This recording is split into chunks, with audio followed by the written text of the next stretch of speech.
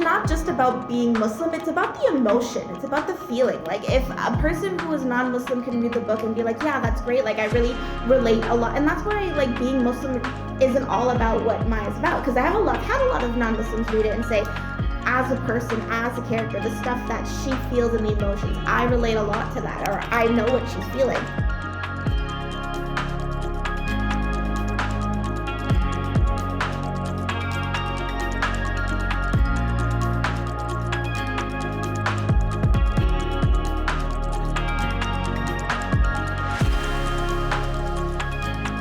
That was what authentic meant to me. I was like, when I moved here, it would have helped me so much to understand that being human, this being Muslim is a journey. It's got ebbs and flows. And I think it's important and necessary for everyone to see that and for us to see that for ourselves as well.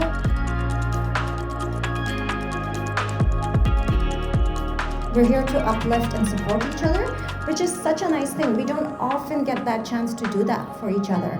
And that's what being authentic means. It means like, hey, I'm me, you be you, I be me, and let's all learn and share from each other, and let's all uplift and support each other.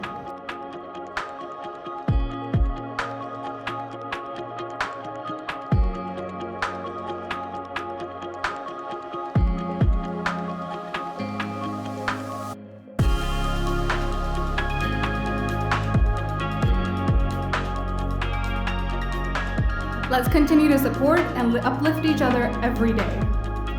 Foster these new relationships and cheer each other on. As we leave here today, I encourage you all to carry forward the energy, inspiration, and insights you've gained. Let's continue writing, sharing our stories, and amplifying the diverse voices within our community.